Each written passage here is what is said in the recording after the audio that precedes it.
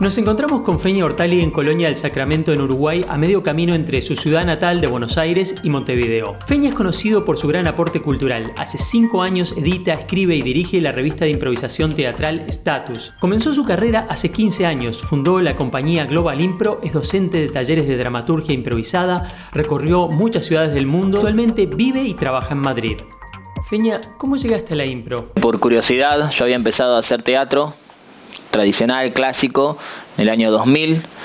Un amigo me convenció, como siempre sucede, empezamos a hacer un taller y un día, a mitad de año del 2000, viene este amigo diciéndome que había una obra en la cartelera de Buenos Aires en la cual podías participar activamente.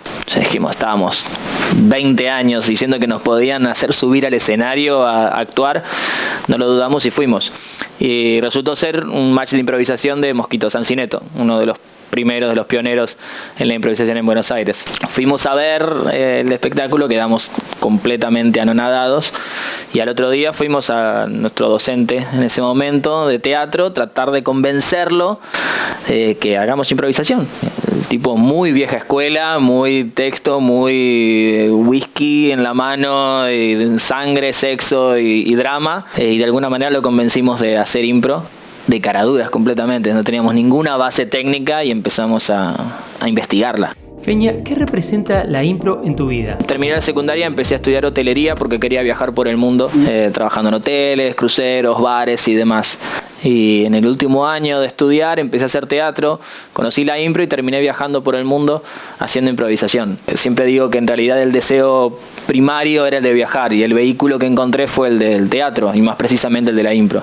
Hoy vivo de la impro, hablo impro todo el tiempo, encanta participar de eventos, me encanta conocer gente que se dedica a esto, me encanta leer, investigar, desarrollar cosas nuevas, así que sí, es todo, por más romántico que suene. ¿Cuál es tu búsqueda actual dentro de la impro? A mí siempre me gustó contar historias y cuando empecé haciendo match sentía que el formato, el envase del match, ya sea por el tema de la competencia, por el tema del tono de humor, por el tema del tiempo, como máximo 6 minutos por impro, no me daba la posibilidad de expresar todo lo que yo quería contar de una historia. Entonces, cuando dejé de hacer match y empecé a desarrollar mis propios proyectos, una de las claves era esa, que tuviera tiempo y espacio para poder desarrollar una historia. Luego empecé a investigar cómo contarlas, cómo hacerlas que se sostengan, cómo sumarle elementos actorales, cómo sumarle elementos dramatúrgicos, herramientas de dirección, utilizar cosas de cine, cosas de teatro, cosas de literatura, como para ensanchar toda esa plataforma que me iba a permitir darle más profundidad a la historia. Sigue siendo mi principal preocupación, de que la gente se vaya de un espectáculo, de una obra de impro, recordando la historia y no un gag, un personaje o algo en particular. Quiero que se queden pensando en la historia. Y más recientemente, sabiendo que una vez que tengo la historia, bueno, ¿para qué estoy contando esa historia? ¿Qué mensaje quiero dar a través de esa historia? O así como decían, es un vehículo. Bueno, en este caso, la historia que estoy contando es en realidad un vehículo para mandar un mensaje que quiero transmitir. Entonces empezar a tocar temas serios, no necesariamente dramáticos, pero sí temas serios de los cuales yo quiero hablar, cosas con las cuales yo me quiero comprometer.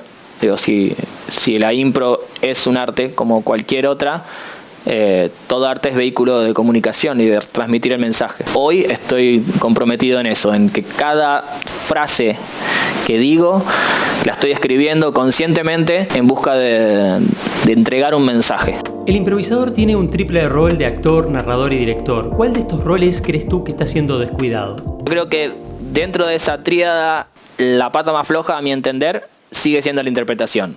El actor sigue estando muy por debajo del director y del dramaturgo. Pero lo que sí empecé a trabajar particularmente para lograr eso es que nosotros somos 100% improvisadores. Somos una unidad que tenemos 100%, no hay más que eso.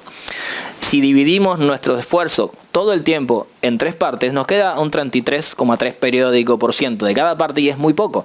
Es mucho menos que la mitad de cada cosa. Entonces no terminamos haciendo ni el trabajo de dirección, ni el trabajo de actuación, ni el trabajo de escritura, de dramaturgia. Entonces lo que sí tenemos que entender es cómo ir manejando esos niveles.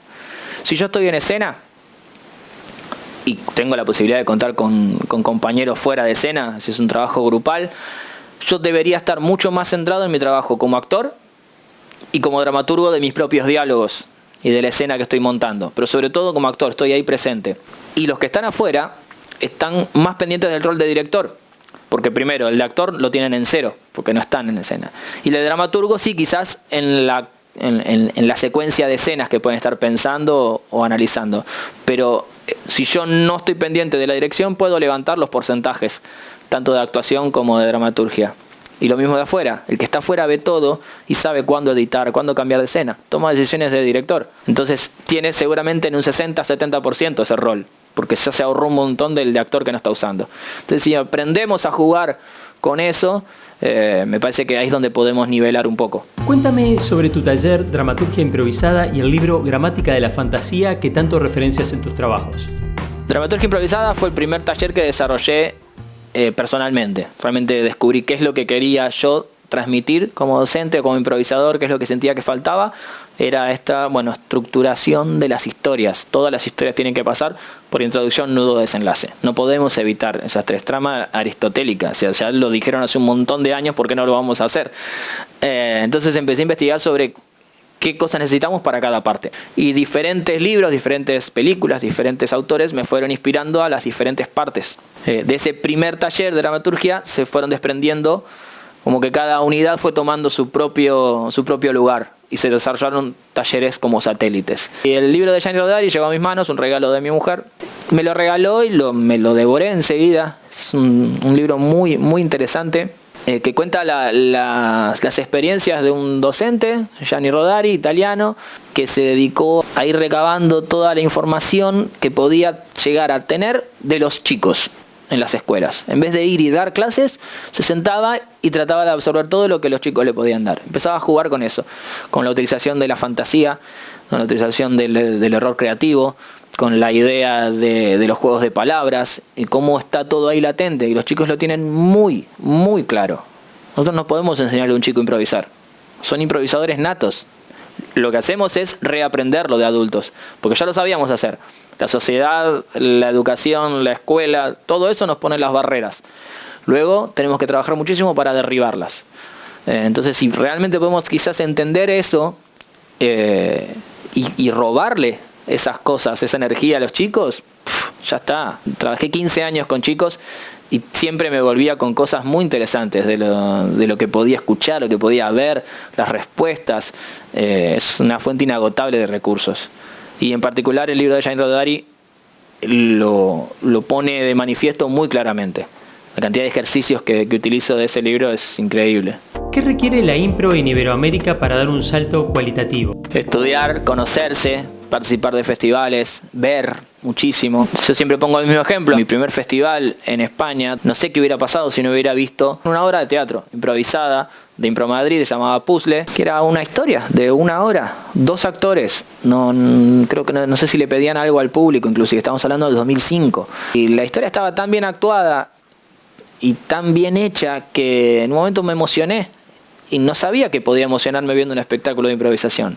Me doy vuelta, lo miro a Marcelo, mi compañero, y también tiene los ojos vidriosos. Y fue como nos miramos y automáticamente sentimos que el techo de la impro se había ido muchísimo más arriba de lo que esperábamos. Estoy muy seguro de que si no hubiera sido por haber visto eso, hoy no tendría estas inquietudes. Entonces yo creo que capacitarse en todo lo que se pueda y sobre todo apretar ahí esa curiosidad, realmente seguir el instinto de que hay un montón de cosas que no las sabemos todas, que no la tenemos recontra clara, que no somos los mejores del mundo.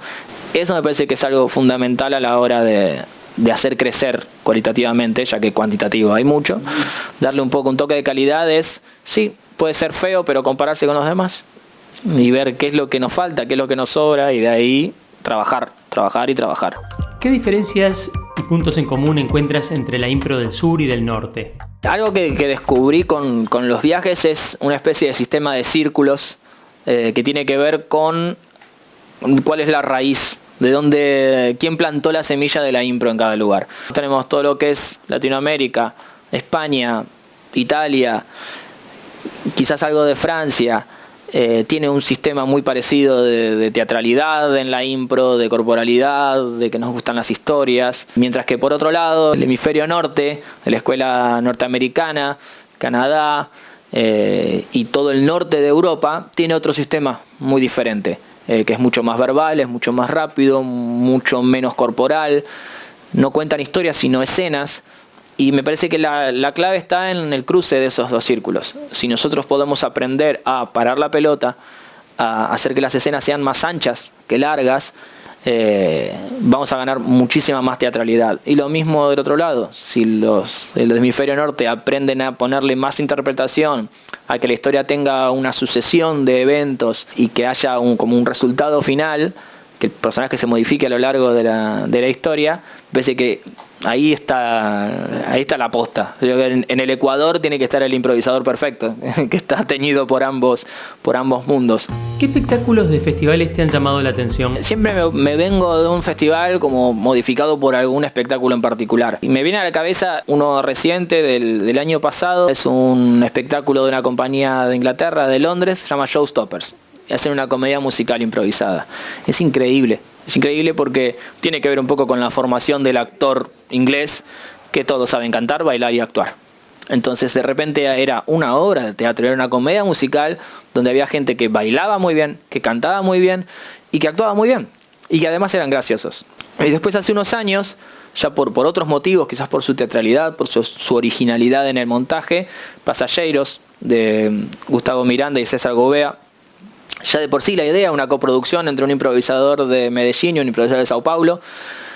Todo el trabajo previo que me contaban que tuvieron que hacer de entre ciudades. Y el montaje es espectacular, es hermoso. Tiene la mitad del espectáculo es guionada y la otra mitad es improvisada. Un vestuario hermoso, una escenografía espectacular, un trabajo de máscaras increíble. Fue parte inspirador de muchas inquietudes que he tenido con respecto a la impro. Quisiera que me hablaras de tu obra Fin. Fin es una obra que estrenamos el año pasado en Buenos Aires, dirigida por Gonzalo Rodolico, un gran amigo y colega. Y fue la primera vez que me sentí desafiado por la impro, ya sea en lo actoral como en lo hasta filosófico. Tuvimos 8 meses de ensayo con un grupo de 7 personas. Y era salir de los ensayos de 2-3 horas, a veces un poco más, y me dolía la cabeza. Era como, hacía mucho que no exigía el cerebro en la impro.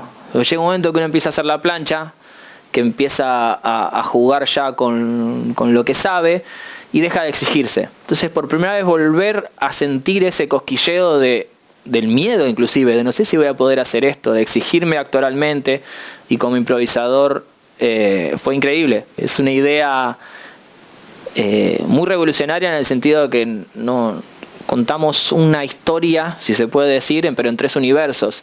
Es la historia de un escritor que escribe su segunda o tercera novela, es un escritor exitoso y se encuentra con ese típico bloqueo creativo y la presión de los editores.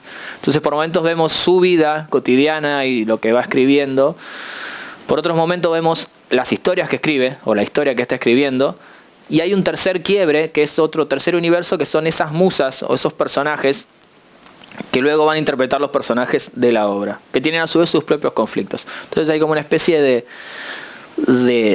tercer universo que va apareciendo y se mezcla todo y atraviesa, y hay un tema que los atraviesa. Es muy, muy distinto a lo que venía haciendo y a lo que he visto, y he visto mucho. Sigue estando en etapa de desarrollo. Estamos en la función número 13. Quedan muchísimas por delante, y es una de las pocas cosas que me da mucha pena dejar en Buenos Aires cuando me vaya a Madrid, porque es un proceso hermoso del cual estoy muy orgulloso. Si tuvieras un superpoder para utilizar en la impro, ¿sería? Estoy tentado de decir leerle la mente a los demás, porque sería mucho más fácil, pero no sé si sería tan divertido. Sí, me quedo con leerle la mente a los demás. Sí. ¿El error en la impro es? Lo mejor.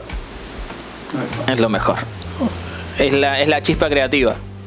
Gracias a ese error podemos encontrar, sin querer, cosas que nunca hubiéramos pensado. Gianni Rodari habla mucho de eso, de cómo ese error puede llegar a darnos otro universo. Si yo tengo un error, inclusive pequeño, de pronunciación de una palabra, o se me mezclaron 2 palabras juntas, puedo crear un nuevo concepto. Es algo que no podría haber pensado nunca. En ese caso no me serviría el poder de leer la mente porque no lo hubiera podido utilizar. Si no te quieres perder ninguna entrevista, presiona este botón circular y suscríbete al canal. Aparte de ello, tengo un video especialmente recomendado para ti y aquí puedes descubrir una lista completa de todas las entrevistas publicadas en el canal. Déjame un me gusta, comenta abajo, puedes comentar sobre la entrevista y comparte este video en tu red social favorita. Síguenos en las redes. Nos vemos aquí en Escena Impro.